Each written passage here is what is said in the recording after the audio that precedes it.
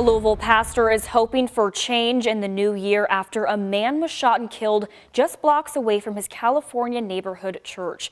Thanks so much for joining us here on the WHAS 11 night team. I'm Alex Dieterer in for Doug Proffitt.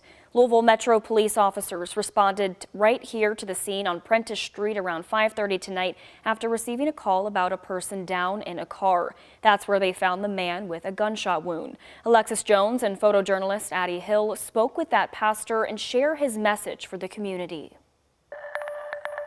A deadly shooting on Prentice Street left neighbors searching for answers Tuesday night. I just want to make sure this is not someone that I'm affiliated with, and of course to make sure that the house is secure. Pastor Broderick Smith's church is blocks away from where the incident happened.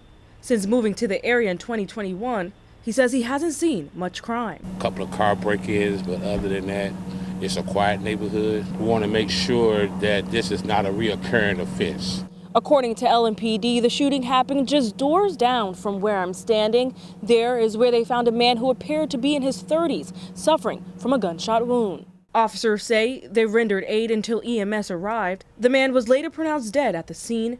Now the department's homicide unit is overseeing the investigation. I believe the city is really getting tired of scenes like this. According to LMPD's gun violence dashboard, LMPD has investigated 149 homicides this year. Pastor Smith hopes to see the number drop in 2024. In the meantime, he has a message for the community. It's time to put the guns down. If you don't know what you're doing, put them down. Talk it out. Before it's too late. In Louisville, Alexis Jones, WHAS 11 night team on your side.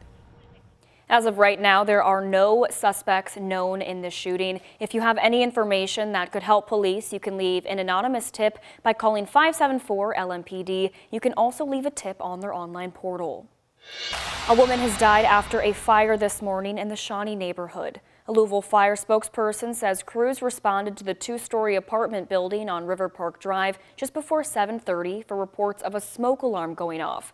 When firefighters got there, they found the fire in the building with people still inside. One woman was brought out of the building but later died at the hospital. We're told the apartment involved had moderate damage, but no other units were damaged. The Arson Bureau is still investigating what caused the fire. A Christmas Eve crash left a motorcyclist dead in Seymour, Indiana. In a release today, the police department says it happened around 3:30 in the afternoon at the intersection of Tipton Street and Community Drive. Investigators believe a van pulled out into the intersection at the same time as the motorcyclist and they collided. The motorcyclist has been identified as Thomas Jones of Seymour. Police did not believe alcohol or drugs were a factor. Reprehensible and sickening. Those were the words used by LMPD in 2022 after two officers pleaded guilty to violating citizens' civil rights by throwing drinks on them. Now we've obtained video of the infamous slushy gate through an open records request. Our Jim Stratman has been going through those videos today. That's the fam! The actions of officers caught on video throwing drinks on citizens who were simply in the wrong place at the wrong time.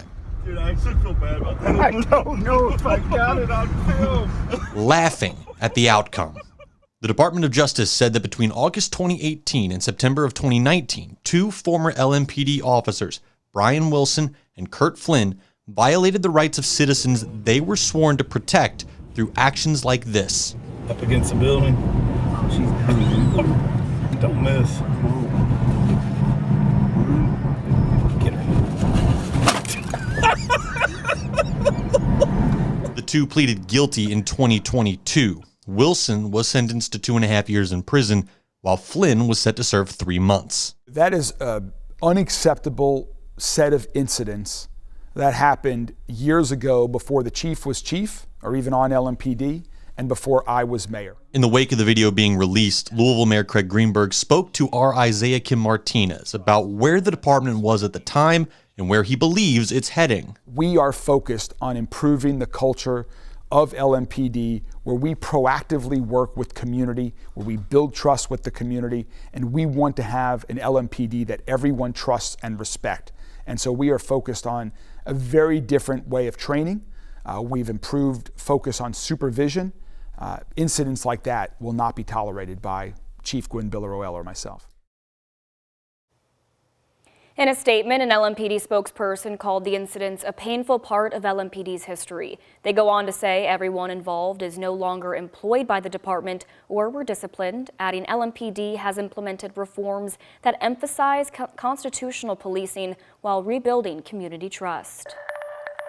Kentucky's lieutenant governor says she's received a clean bill of health following a double mastectomy last week. Jacqueline Coleman says she underwent the procedure after concerns were raised during a routine exam. In a statement today, she announced her post-surgery reports came back clean. Coleman emphasized the importance of taking care of your health, saying, quote, "Early detection and prevention were the difference makers for me, and they are for you too. Go schedule that appointment that's been in the back of your mind." Right now, a major winter storm is hitting the nation's plains with snow, ice, and blizzard conditions. This radar is showing you just how large that storm is, impacting several different states. The storm is causing some delays at busy airports and on the roads during a record-breaking holiday travel season. ABC's Melissa Adon has the details. What are you doing, Noah? I'm skating on the street. Why? Because we have so much ice. Let's see it. Show us your stuff. North Dakota neighborhoods looking more like an ice rink, some breaking out their ice skates after a winter storm blew through. The storm bringing travel to a standstill. I-29 from Fargo to the Canadian border closed down. A blizzard warning issued from northeastern Colorado into western South Dakota. The area getting walloped with snow, and more could be on the way. While the Northeast experiences dense fog and awaits rain. ABC's Rob Marciano. By tomorrow morning, Cleveland, Pittsburgh, even D.C. will see some heavy rain, and this will be pushing up into the Northeast, up I-95 through the day. And by tomorrow night, it's in New York City. As many depart from their Christmas destinations. I need a vacation. Airports seeing more than 2 million people on Christmas Day as they gear up for Friday when they anticipate to screen more than 2.5 million passengers. ABC's Faith Abube at one of the busiest airports in the country. Here at the Atlanta airport, you can see the TSA screening line is wrapped around the atrium. It goes all the way over there. Some travelers telling me it's taking them about 2 hours from the time they walk through the doors to drop off their bags to getting through the security line. December 26th apparently is our family's time for fun at the airport. More than 5,000 flights delayed into or out of the U.S. the day after Christmas. Melissa Adon, ABC News, Los Angeles.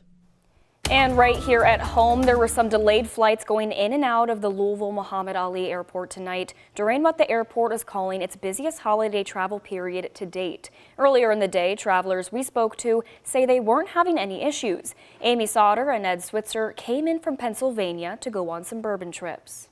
I guess if you do Arizona and Florida this time of year, it tends to be a little more because people are looking for the warm weather, obviously. So Baltimore to Louisville was not quite as bad as Arizona, that's for sure.